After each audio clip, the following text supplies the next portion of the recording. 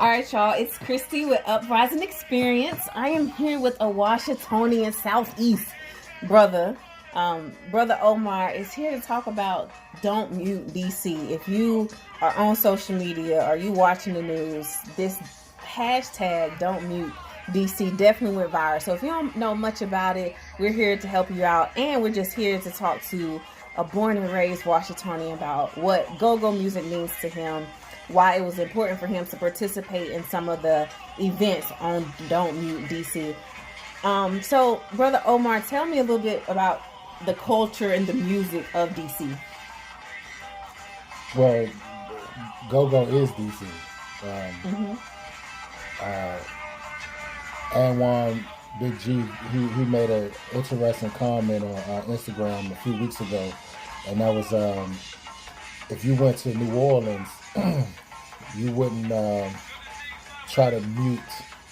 You wouldn't try to mute their music. Music, New Orleans, we know what New Orleans music sounds like. And they're out playing on the street corners. You know what I mean? And their music is big in New Orleans. The same way with go-go in DC.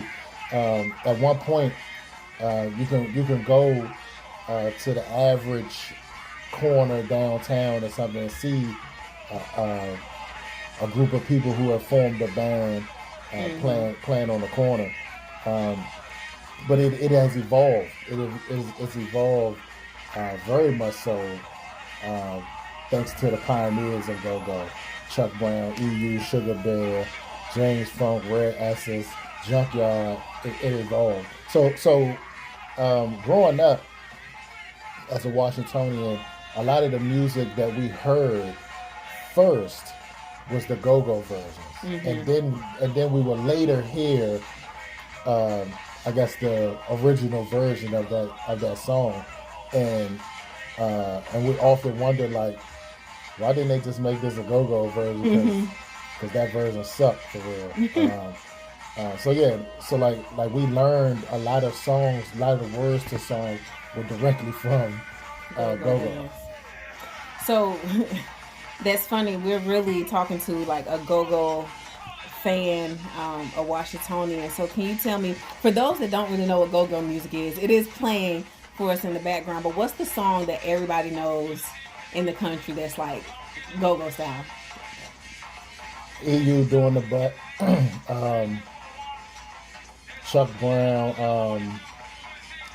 and Soul Searchers, Don't Mean Anything If You Ain't Got That Go-Go Swing, Bustin' Loose, Sardines, Porky Beans, Junkyard. Right. That's good right there. That's good. So again, if you don't know go-go music or what that sounds like, Doing the Butt is probably the biggest, the number one that most people know. So Don't Mute DC. Can you tell us from your version, your standpoint, what brought about this viral hashtag movement? What happened? Gentrification happened. So basically, some people who obviously are not from the area moved in a building that's across the street from this Metro PCS store on the corner of 7th Georgia Avenue, Chuck Brown Way, which which this store has been playing go-go music outside of its store for over 20 years. It's down the street from one of the meccas of DC, HU. Everyone who's been here from HU, I mean that has attended HU, they know like this is one of the stops that you make when you're at that light, that intersection, that you're like, oh, I'm in DC. So somebody across the street in that building heard the music. I felt it was annoying and threatened to sue Tmobile, because Tmobile took over Metro PCS, right? If the music didn't stop. So Tmobile at that time ordered that the music stop being played outside. So that's big and it's major. So just to give y'all some more context of where he's talking about, it's really 7th and Florida, or it's more U Street and Georgia Avenue, because most people know those streets most. But literally, it's the CVS, the Metro PCS. Now it's the Half Smoke, and not even a block. It's these luxury apartments, and so right across the street. Right across the street. So it's one of those. We don't know if it was one person or two people that made it seem like it was 10 people complaining about noise, but really it was about the culture, the music of DC. Absolutely, because down the street, there's like this little outside eatery park, and they play music out loud. And however, it's not go-go music, it's not hip hop, it's not R&B. So it's other music. It's another genre of music. So right. And that area looks different now. Gentrification has caused that area to look different now. So as a result of that, the music stopped, and it was so weird when people went past that corner and did not hear go-go music. Right. That it was like, what happened? What's wrong? And then someone recording going past that part, that eatery I was talking about, was outside, and they recorded from their vehicle driving past, and it was like you could hear that music playing. Wow. And when they get closer to the Metro PCS, and then at the light next to the Metro PCS, they're like, you don't hear no music. Like this is something wrong with this. Right. And that video went viral in the area, and then a lot of people started to repost it, and and then Don't Mute DC grew from there. It grew to national attention. To tell us, do you kind of sum up what did the founder of T-Mobile tweet? The CEO of T-Mobile tweeted that I've done my research. Right, he's done my research, and the music shouldn't stop. Yeah, the music will continue. Sorry we don't have it verbatim, but he said, I've looked into it, researched it, the music will continue. They have been following the law for years as far as the noise ordinance. With over 50,000 people signed the online petition. Thank you. And the power of social media is incredible. So Sugar Bear said at the Emancipation Day that the Butt has been like the number 1 go-go song being requested, played, streamed since the Don't Mute DC went viral. So you're right, it has gained national attention via the power of social media, via the power of the people. Right, I was just about to say because in less than 24 hours, over 50,000 people signed a petition, and that was council people as well. Wow, that's big. So I want to say Thursday and Friday, or maybe Wednesday and Thursday of last week, what was happening on the corner of 7th and Florida? Well, the movement grew. DC style. Right. The band Tmobile had a free concert on the corner of Chuck Brown Way and 7th in Florida. So they basically had a concert right there outside. They said it was over 2,000 people was out there. Wow. It lasted until the late evening, and that it gained national attention. One of the national recording artists from here, Wale, was there. Right. Which is important that our national artists who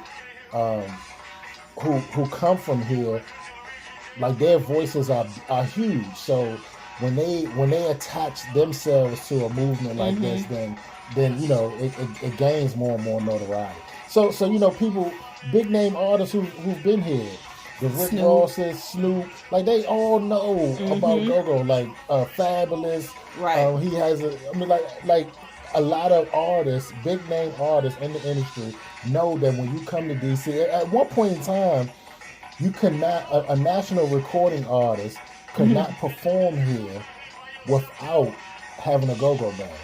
Open for them or play for them? Close. because if the band opened, That was it. that was it. So literally, bands would have to close a show, and it was like the national recording artist opened for that band. Wow. So that's how huge go-go is in the area. And that's how powerful our voices are. Because we can fight and advocate and speak up for things that we're really passionate about. And I just want to throw out there, not just like hip-hop artists, Kirk Franklin, Ty Tribbett have all used go-go music. So it is Christian go-go out there, y'all. Absolutely. And so go-go is your music. It is your culture. What is your message to gentrification and to the people about their voice and how powerful go-go is and how powerful we are together? The power in numbers. Know where you're going to live before you live there. You cannot go to another city and ask them to stop their culture, right. especially their music. Right. That's very important. Right. I don't care how different DC looks. Mm-hmm.